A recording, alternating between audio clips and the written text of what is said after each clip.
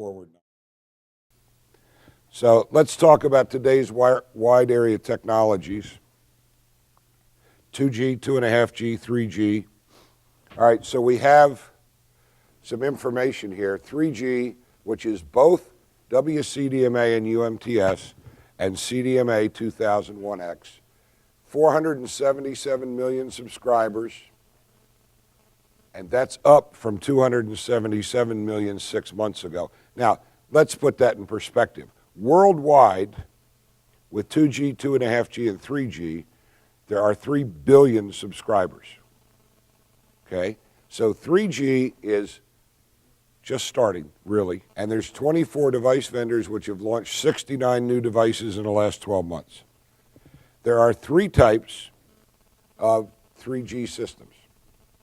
There's CDMA 2000, EVDO, Rev 0, Rev A, and there's UMTS HSDPA, which is also WCDMA, built as a new system from the ground up. And then there are the carriers who already own GSM, or 2G, and they got licenses for UMTS, so they're building UMTS in addition to GSM. Now that's important for 2 reasons. Number 1 is UMTS allows them to use all the same back-end infrastructure as they use with GSM. And number 2, they didn't have to build UMTS everywhere, because where they didn't have UMTS, the user could fall back to GSM and GPRS and Edge. So let's take it some realities and truisms. We're not going to end up with a single wireless voice and data standard in the US. So we're going to have multiple standards, and you'll see later that that isn't going to matter much, because the wireless handsets and devices are capable of operating across various technologies. I don't care what network I'm on in what part of the world, this device will find it and make use of it. Bottom line, no single network is all things to all people. Each has advantages. When somebody asks me, and I get asked this all the time, which network is best in the United States? My answer is, where do you live? Where do you travel? Because the networks vary. You know, sometimes it might be Nextel, sometimes it might be Sprint, sometimes it might be AT&T, sometimes it might be Verizon. There might be, in the world of 4G, some of this might come together, and we'll see. It's too soon to tell. Okay, 3G is about speed, but there are times when speed doesn't matter. It doesn't matter for email, calendar, phone book, or on handheld devices.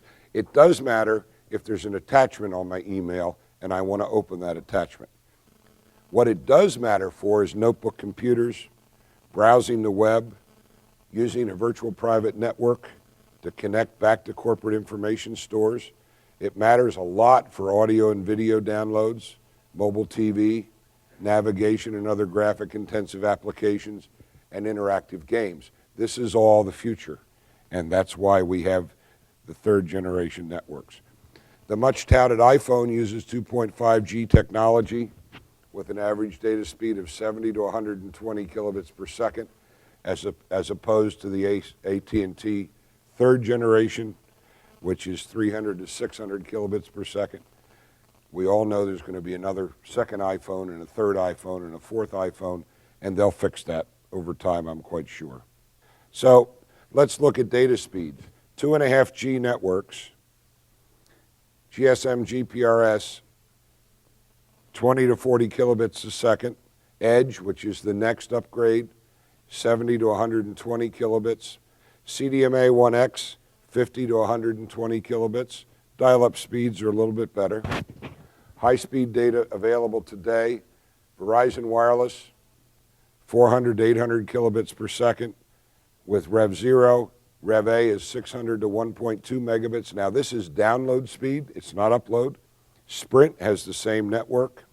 Singular with UMTS HSDPA, 400 to 700 kilobits per second. The data speeds increases with HSDPA and EVDO Rev A, and you're going to see that they're going to continue to increase. So here's where we are today. Analog voice goes away early February 2008. And believe me, it's going to go away. It's going to be there one day, and the next day it's gone. It's going to free up spectrum so that the carriers, AT&T and Verizon, can build out more of their own service. 2G plus networks going to be around for a long time, except for IDEN, GSM, CDMA. Sprint has said end of life for IDEN is 2009, 2010. Many networks are combined 3G, 2.5G. Data is handed off from one to the other. It happens on CDMA, it happens on UMTS. You might be in a UMTS node and you might fall out of that node into an edge node. So you'd go from 500 kilobits a second to 120 and then back up again. So today, here's what we have. All of these are commercial. Wybro is WiMAX in Korea.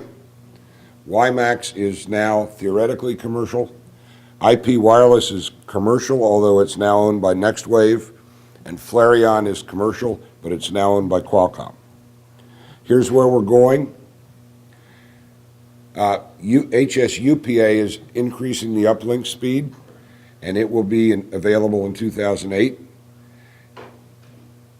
Multiple broadcast for UMTS 2009, CDMA 2000, EVDO Rev B 2008, WiMAX Mobile 2008, WiMAX M, which is their fourth generation version, 2010.